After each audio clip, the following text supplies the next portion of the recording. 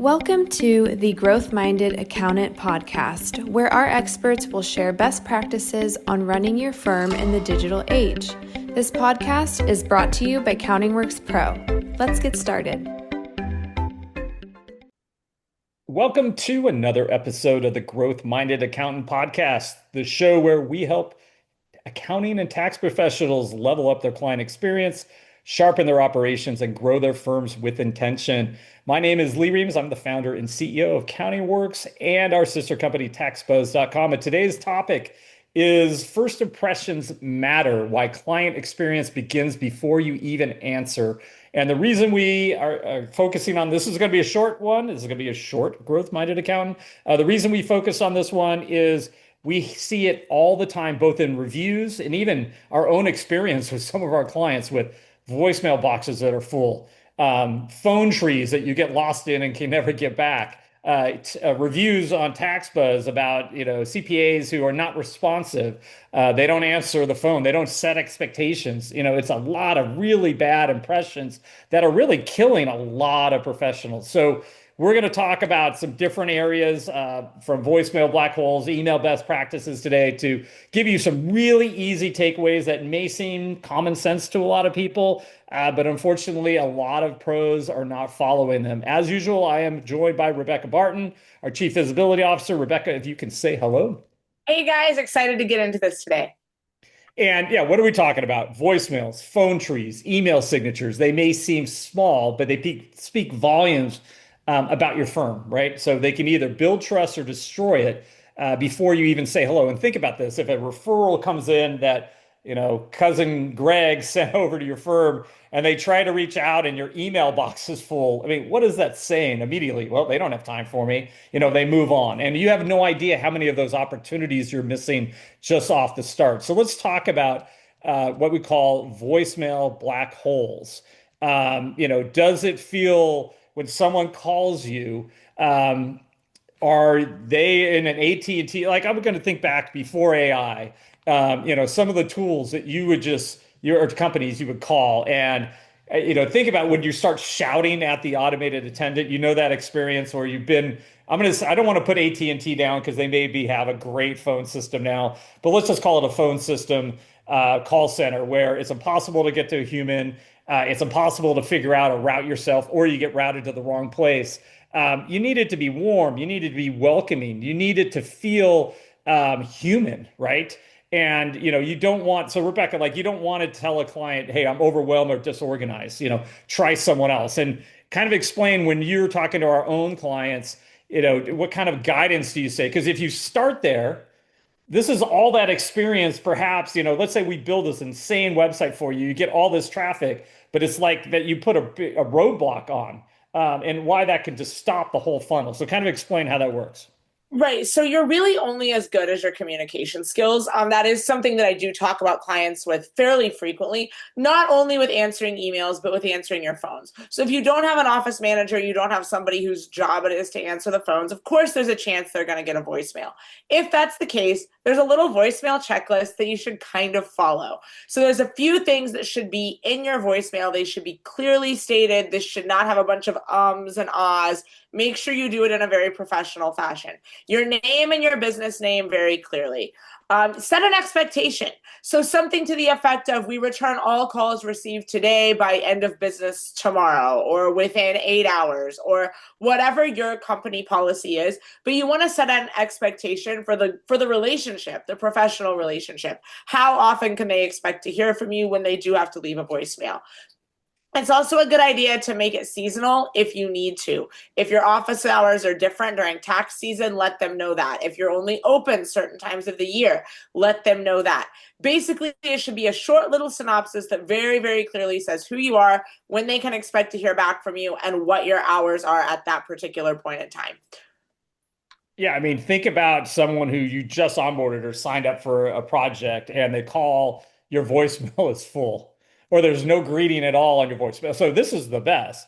You just have a beep. It doesn't even say, what time of year it is or monthly or anything, that's kind of remotely interesting. It's just beep. Did I even call the right number? Who am I leaving this message for? I mean, it's a game over type of thing. So the voicemail box, setting up your voicemail, making it personal, giving your personality, setting expectations is key, right? And it's actually gonna stop the return phone calls if you do this. When I was going into the phone tree purgatory, yeah, you don't want to have it to be so complicated that you need to hire a consultant to set up your phone tree as well, right? Easy. Press one for billing. Press two for intake. Press three to leave a message. Make it so it's super easy. You don't want them to be stuck in this big, huge loop. I talked about human. So let's talk about designing a human-centered phone tree. What does that mean, Rebekah? And what are those kind of under three options? What are we trying to say? So basically, the idea of a human-centered phone tree is that you're not going to get stuck going down a phone menu that's telling you to press one for some department you've never even heard of. You can't get to a person. You can't get to a place to leave a message. You get so frustrated, you hang up and throw your phone at the wall. Like we've probably all been there trying to call the water company or the electric company or customer service for something. You want to avoid that. You want your clients to have a pleasant experience with your phone tree. So the idea is that you want it to be human-centric in the sense that people can easily get to where they need to be. And in the event that the person they're trying to call is unavailable, they can easily leave a message for them that will be returned within a set amount of time. One thing that's nice is to not even have it be touch tone. A lot of phone tree systems nowadays are voice activated, so people can just say what they need and they're not having to even figure out which button to press on a touch tone phone. So that's something I always recommend to clients, to use a voice activated one where someone can just say, hey, I need to talk to billing, or I have a question about my tax return, and get to the right person. Or if they know the name of their preparer in your office, they could say that person's name and be automatically directed, to that person's desk. So basically, clear and easy to use means that it's human-centric. And there are a lot of options out there today for phone tree systems that are not going to be super complex. So look into those, do your research, pick something that makes sense for your company. Test it regularly. Yes. Make it a All process, yourself. start to finish. Make sure you don't, as we said, go into that black hole. Keep it simple. You're going to be good. So now I'm going to go, since most clients, quite honestly, are not calling you like they used to. They're either hitting you up in the portal, or they're emailing you, or they're texting you. Very rarely are they actually calling you. They're Zoom calling more than anything else. So, what is the email chaos and what are the best steps? I'm going to start here is if you're using AOL, Yahoo, AOL as your professional email, you have to stop today. That's a huge red flag. First, people are communicating personal financial, details with you. It's like, whoa, wait a second, who is this? Is this really the firm? Use your domain. I mean, this is just common sense 101, but I cannot tell you how many professionals are not using their own domain name. They're inexpensive, they're professional. You're running a business, so that's step number one, if it makes sense. You can set these up through Google Workspace, Office 365. You can forward your old accounts to your new accounts. You can have a central inbox that multiple people can log into. So there's a lot of ways to do this. What's nice about email is you can also add things in your footer and signature. So maybe you could put in, and I'm going to let Rebekah talk about this, but maybe you could put in your common response periods, or expectations, or how you work, so they're there in the email. So you know how it is, where you're looking for someone, you can't remember their email address, you search, you find a bunch of emails. If it's in your footer and you have that information, it's something that was scannable. They may have answered the question they were looking for right away. But what other elements, and how is it kind of in some ways, a marketing communicator for your signature? And what would you suggest? Yeah, so firm hours is really important to have in your email signature. Tell people what your business hours are. That way, if you're not responding outside of business hours, they know why. They don't just think they're being ignored. Another thing that I've seen a lot of people do, if you need immediate assistance, contact, and there might be another employee who's monitoring an after hours inbox, or something to the effect of, if you have questions about X service, email, and then put the name of the person in your office who specializes in that. If it's payroll solutions, operations or bookkeeping or something like that, you may want to have a secondary contact person in your email. Thirdly, from a branding standpoint, if you have a tagline, if you have verbiage that you're using, you know, Boston's restaurant tax experts or something like that. Stick that in your signature so that they know exactly who you are. Think of it a little bit. If you listen to our last episode, we talked about your website, what your hero section on your homepage should contain. Think of your email footer a little bit like your hero section. It should tell people exactly who you are and kind of what to expect from you. Another thing I want to bring up in this section that's tangential to email is DMs on social media. Lots of people today are going to find you on Facebook. They're going to find you on LinkedIn. They're going to find you on Instagram. All three of those platforms allow you to set up auto responses from a business account. So please go in and set your auto response. If you're not checking it regularly, say that. You know, we respond to Instagram messages within 7 days. If you need immediate assistance, call or email with the information. One of the biggest things I see today is people losing clients who contact them on social because they're only looking at their social inboxes once a month, and the person has already found another provider by the time they even see the message. Or more importantly, in your client portal, like in our client hub, you can set up an autoresponder to messages. And it could even be, hey, Iris, thank you for your message. During this time of year, I respond within 24 to 48 hours. No need to reach back out, like hit them up, hit them over the head to make sure they understand, yes, I got this, I'm on this. And once you set the expectations, you can start getting hit up over and over again. With the email thing, like a perfect example, I just to illustrate a little bit more, don't use baseball mom 1265, at AOL.com as your business email. It might make you feel good with your son or daughter's softball team or baseball team, but it's not what your business should look like, right?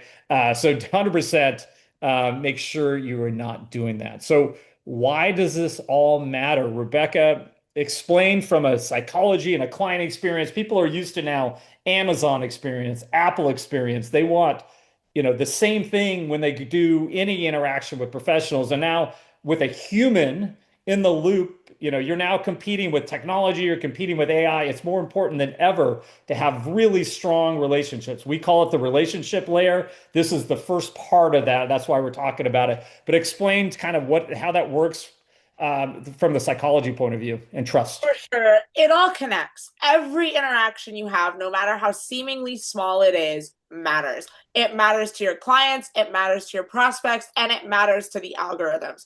Your brand is critical. It is not enough to have a website today. You need to be building a brand that resonates with people, that has a personality, and that says the same thing and gives off the same signals over and over again through every avenue. So your emails, your social media DMs, your voicemail, your phone tree, all of that plays into your branding. It plays into who your firm is and how people trust you. So if your website is super professional and engaging, your social posts are super professional and engaging, the interactions also need to be super professional and engaging, or you're going to lose people. So even though this might seem like a very minor thing, there is nothing minor in today's world because people want personalization, they want professionalism, and they want authenticity. And you need to be delivering those at every single touch point. Yeah, I mean, think of it this way, like silence, confusion, or even like friction, that brick wall in your phone tree, it's a form of branding and not necessarily the type of branding you want, right? So as an analogy, think of it as a restaurant. If you go and the front desk is messy, the menus are sticky, right? The tables are sticky. The host never greets you. You feel ignored while you're standing there. They don't update you on how long it's going to take. That's the same thing as your front end communication in a tax and accounting office. Clients don't necessarily complain about these things. They'll just ghost you. They won't refer you. It is game changers. So just to kind of summarize what we're talking about today, and I have one final tip. If you don't know how to design an email signature, I'll give you a tool that does that. So let's wrap up today's big fixes. Clean up your voicemail. Clear, warm, and current, right? Make sure it is not full. Make sure you're deleting And in the cloud world, your email box should never be full, right? Or I'm sorry, your voicemail. Both boxes shouldn't be full. Simplify your phone tree. No one wants to play phone maze. Use a domain email. It shows you're professional and actually in business. Tighten up your signature and double check all your links that they're working. A free tool, I think HubSpot still has this, where you can build really nice email signatures that include your branding, other elements. I think it makes a big difference going forward. So that is a wrap. These are all what I'm going to call fundamental habits. They don't take very long. They are very much common sense, but they really do combine together to create a client experience that feels intentional. It sets the stage for when you're actually meeting with clients, how they feel, how much trust they have in you, how that personality is going to be. I mean, you want your clients to like you. So let's set a high bar here. So that's it for today's. This was a short one. We have every once in a while we're doing a little shorter ones, but anytime we think something could add value, even like little takeaways, we're going to try to communicate with you. As usual, please let us know if you have any questions. Please feel to share and or follow and subscribe or leave even a review for us. We'd appreciate it. But again, thank you for listening to The Growth Minded Accountant. We will see you next week.